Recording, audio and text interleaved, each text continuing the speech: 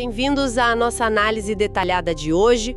O foco é o sistema imunológico, essa rede de defesa incrível, né? E vamos investigar uma conexão bem intrigante proposta no material que a gente recebeu. A possível interação com ímãs. A ideia aqui é extrair o essencial de como funciona essa nossa defesa e olhar com cuidado as informações que as fontes trazem sobre campos magnéticos e a saúde imune. Vamos lá, é de uma complexidade fascinante esse sistema, certo? Sem dúvida, é um universo próprio, né? E o material que a gente tem em mãos, olha, ele vai desde a estrutura básica, órgãos, células, até aqueles momentos mais complicados, quando ele falha, sabe? Tipo doenças autoimunes, infecções. E claro, mergulha fundo nessa história dos campos magnéticos e os possíveis efeitos biológicos, pelo menos conforme descrito ali nas fontes que a gente analisou. Então, para começar a entender essa dinâmica toda, quais são as peças fundamentais? Onde ficam, os centros de comando e as tropas mesmo? Basicamente, a gente tem órgãos que são estratégicos. O timo, por exemplo, ele é crucial. É lá que os linfócitos T amadurecem. E eles são peça-chave para a resposta imune adaptativa, aquela mais especializada, sabe? Sei, a que aprende. Isso. Aí tem o baço, que funciona como um filtro para o sangue, né? Tira o que não serve mais, patógenos, e ainda produz linfócitos B. E os linfonodos, que estão espalhados pelo corpo, filtram a linfa e são tipo os quartéis generais para ativar a resposta imune. Entendi. Órgãos que preparam, filtram, vigiam, e as células que de fato põem a mão na massa, os soldados, como a gente falou. Sim, os soldados. Temos os linfócitos T, que atacam diretamente as células infectadas e também coordenam a defesa. Os linfócitos B, que são as fábricas de anticorpos, né? Aqueles que neutralizam os invasores. Certo. E tem as células fagocitárias, como os macrófagos e os neutrófilos. Essas literalmente comem, engolem e destroem os patógenos. São a nossa linha de frente ali, na hora H. E tem um dado das fontes que eu achei bem curioso sobre a distribuição, o peso disso tudo. Linfócitos e neutrófilos são muitos, né? 40% cada um da população imune. Mas são levinhos, só 15% do peso do sistema cada. Exato. Já os macrófagos, só 10% em número, mas 50% do peso total. Nossa! Então é por isso que falam que eles são os grandes responsáveis pela limpeza geral. Faz sentido agora? Totalmente. Essa diferença de peso e número reflete bem a função, né? Macrófagos são grandes, persistentes, feitos para engolir muito detrito celular, muito invasor. Linfócitos são mais sobre reconhecer e lembrar. E os neutrófilos são a tropa de choque, chegam rápido, em massa, mas morrem logo. Cada um com seu papel ali super vital. Perfeito. Agora, como essa orquestra toda funciona na prática? As fontes falam de uma resposta que é mais geral, imediata, e outra que demora mais, só que é super direcionada. Como é isso? Isso mesmo. São as duas grandes frentes de defesa. A imunidade inata e a imunidade adaptativa. A inata é a nossa primeira barreira, já nasce com a gente. É rápida, mas ela não é específica, sabe? Reage meio parecido com vários invasores diferentes. E não cria memória. Ah, tá. Tipo a pele, as mucosas e aquelas células que comem tudo, os macrófagos e neutrófilos agindo rápido. Exatamente. E aí temos a adaptativa, que é a que aprende com o tempo. Essa é a que se desenvolve. Isso. Ela se desenvolve depois que a gente tem contato com um antígeno, um invasor específico. Demora um pouco mais para ser ativada, talvez dias, mas a resposta é altamente específica para aquele invasor e, o mais importante, ela cria memória imunológica. É aqui que os linfócitos T e B entram com força total e onde acontece a produção de anticorpos. Essa memória é que protege a gente de forma mais eficaz se a gente encontrar o mesmo invasor de novo, sabe? É a base da vacinação, por exemplo. Entendi. E essas duas frentes, a inata e a adaptativa, elas se conversam? Ou cada uma faz o seu e pronto? A conversa no tempo todo. É uma comunicação constante. Geralmente, a inata que dá o sinal para a adaptativa começar a agir. Células como os macrófagos, por exemplo, eles apresentam os pedaços dos invasores para os linfócitos T, e aí começa a resposta específica. E como elas se comunicam, tipo, por telefone? Quase isso. Elas usam moléculas sinalizadoras chamadas citocinas. São como mensagens químicas que coordenam tudo. É uma interdependência total. Uma não funciona direito sem a outra. Nossa. E vale lembrar, né, que a inflamação, que muita gente acha que é sempre ruim, na verdade é um processo super importante da resposta inata.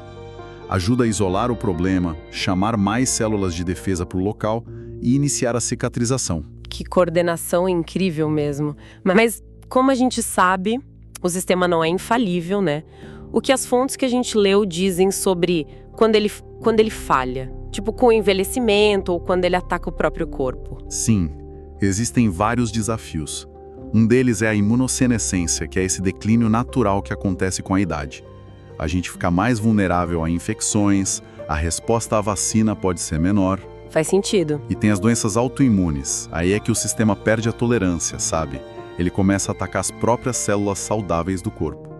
Isso pode acontecer por vários motivos. Uma ativação errada, produção de autoanticorpos, falha das células que deveriam regular a resposta. Nossa, que complicado. E o que causa isso? Genética? Ambiente? É uma mistura, geralmente. Existe uma predisposição genética, mas fatores ambientais, tipo infecções, exposição a toxinas, muitas vezes funcionam como o gatilho que disparam o processo. E as consequências disso devem ser bem sérias, imagino. Podem ser, sim. Causa inflamação crônica, dano nos tecidos, pode comprometer órgãos inteiros, afeta muito a qualidade de vida. Por isso que o diagnóstico cedo é tão crucial. Uhum. E além das autoimunes, a gente tem também as imunodeficiências, né? O exemplo mais conhecido é a AIDS, causada pelo HIV, que destrói células importantes da defesa. Isso deixa a pessoa muito vulnerável. E tem as alergias, que são o contrário, uma resposta exagerada do sistema a coisas que normalmente seriam inofensivas, tipo pólen, poeira. Certo. As fontes também deram bastante destaque para o impacto das infecções nesse sistema todo. Como é essa relação? É uma relação direta e bem complexa. As infecções agudas, tipo uma gripe comum, geralmente dão uma estimulada no sistema, né? Ajudam a criar memória adaptativa, o que é bom a longo prazo. Mas, claro, algumas infecções agudas mais fortes podem desregular a resposta temporariamente. E as infecções crônicas? Aquelas que não vão embora fácil? Essas são um desafio bem maior para o sistema. Podem levar à imunossupressão, como no caso do HIV que a gente falou, ou da hepatite crônica, ou podem causar uma inflamação persistente, mesmo que de baixo grau. Essa inflamação crônica está ligada a várias outras doenças, né? Sim, a gente ouve muito falar disso. E essa luta constante pode levar ao que a gente chama de desgaste do sistema imune ao longo do tempo. Ele fica meio que exausto. E tem mais. Como a gente já comentou, as infecções são frequentemente os gatilhos para doenças autoimunes. Como assim, gatilhos? É que às vezes, por um mecanismo chamado mimetismo molecular, uma parte do micróbio invasor se parece muito com uma molécula do nosso próprio corpo. O sistema imune ataca o micróbio, mas acaba atacando o próprio corpo junto, por engano.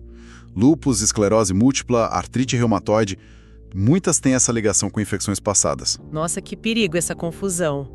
E aquela ideia de que pegar certas doenças na infância ajuda a educar o sistema.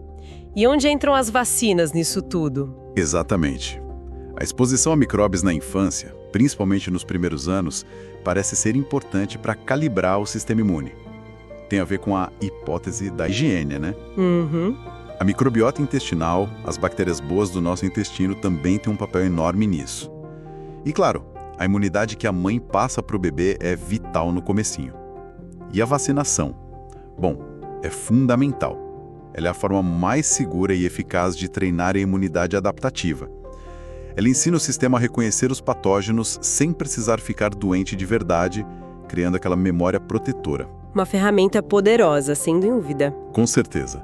Embora, claro, a eficácia possa variar um pouco em algumas situações, como em idosos, por causa daquela imunossenescência que a gente falou. Ok, então, Acho que a gente cobriu bem a complexidade do sistema, as defesas, as vulnerabilidades, o impacto das infecções. Agora vamos para a parte que, para mim, pareceu o ponto central do material específico que a gente analisou. Essa proposta de interação entre ímãs e o sistema imunológico. O que exatamente as fontes descrevem sobre isso? Certo. Agora a gente entra no coração do material específico que nos foi fornecido. Ele descreve que campos magnéticos estáticos, ou SMFs, como eles chamam, gerados por ímãs específicos, poderiam ter efeitos biológicos, sabe? E que esses efeitos poderiam influenciar o sistema imunológico. É super importante frisar que a gente está relatando aqui o que está escrito na fonte, né? Claro, o nosso papel aqui é analisar o conteúdo apresentado. Exato. E os mecanismos que a fonte propõe são bem variados, atuando em nível celular e molecular. E quais seriam esses mecanismos, então, segundo o que você leu lá? Olha, são vários pontos. Primeiro, eles falam em modulação do estresse oxidativo. A ideia seria que esses campos poderiam ajudar a regular aquelas espécies reativas de oxigênio, as ROS, sabe? Meio que equilibrando o ambiente da célula e protegendo as células imunes do dano. Isso conecta um pouco com o que a gente falou de inflamação crônica, né? Faz sentido. Que mais? Segundo, um estímulo à diferenciação e proliferação celular. Aqui a fonte sugere que os campos poderiam influenciar desde as células tronco lá na medula óssea até a multiplicação dos linfócitos T e B, ou seja, potencialmente aumentando o número de soldados especializados disponíveis. Interessante. Terceiro, alteração do potencial de membrana celular. A fonte sugere que os SMFs poderiam afetar os canais iônicos das células, tipo canais de cálcio, sódio, potássio, e mexer nesses canais poderia mudar a forma como as células imunes são ativadas e se comunicam entre si. Que a fonte tenta conectar esses campos magnéticos a processos bem básicos do funcionamento das células imunes, né? Tem mais alguma coisa? Sim, a proposta é que a influência seria bem ampla. Quarto ponto. Ação na comunicação celular via citocinas. A ideia é que poderia melhorar a produção e liberação daquelas moléculas mensageiras, as citocinas, otimizando a coordenação da resposta imune como um todo. Quinto, um efeito antitumoral. Especificamente, a fonte menciona um possível aumento da função das células T citotóxicas, as CD8+, que são as que combatem células anormais como as tumorais. Eles até ligam isso com a respiração mitocondrial dessas células. Nossa! Sexto, influência na produção de anticorpos. A fonte sugere que poderia modular os linfócitos B para, teoricamente, fortalecer a defesa contra bactérias e outros patógenos que ficam fora das células. Sétimo, promoção da fagocitose. Ou seja, ativar aqueles macrófagos e neutrófilos para serem ainda mais eficientes na limpeza, na destruição de invasores. Lembra que a gente falou do peso dos macrófagos? A fonte sugere que eles poderiam ser estimulados por esses campos. Certo. E o oitavo ponto é a modulação da inflamação. E aqui a fonte indica uma coisa interessante, uma dualidade. Diz que os campos poderiam tanto ajudar a suprimir inflamações crônicas indesejadas, quanto a intensificar a resposta inflamatória aguda quando ela é necessária para combater uma infecção, por exemplo. Essa modulação da inflamação parece bem complexa. A fonte explica como o campo magnético decidiria se é para suprimir ou intensificar, ou depende do tipo de campo, da força? Olha, a fonte menciona essa dualidade, sim, indica que o efeito suprimir ou intensificar dependeria das características do campo magnético aplicado e também da condição específica que está sendo tratada. Mas, assim, os detalhes de como essa diferenciação aconteceria ou como seria controlada, isso não fica muito aprofundado nos trechos que a gente analisou. Foca mais em descrever os possíveis efeitos que foram observados ou que são propostos, né? Entendi. É uma área onde a fonte deixa um espaço para interpretação ou talvez precise de dados mais específicos que não estavam ali no material que a gente recebeu para analisar. Compreendo. E, bom, além dos mecanismos, a fonte chega a propor formas práticas de aplicar isso? Fala de protocolos, pontos de aplicação? Sim, sim. Nesse ponto, o material é bem específico, até surpreendentemente detalhado. Descreve protocolos mesmo. Tem um que eles chamam de CIS imunológico básico, com aplicação de pares de ímãs em pontos bem definidos, tipo timo reto, supraespinhoso direito com supraespinhoso esquerdo. Ah, especifica os pontos no corpo e tudo. Exato. E tem outro protocolo para imunoincompetência, ou seja, para imunodeficiência, que é ainda mais extenso.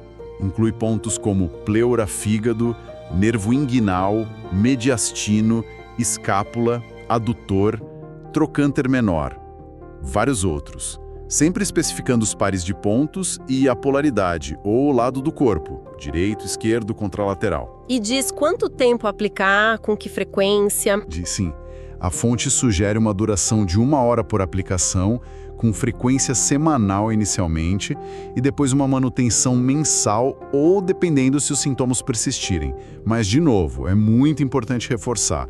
Essa é a descrição exata que consta no material que a gente analisou. Fascinante. Nossa, percorremos um caminho bem longo hoje, né?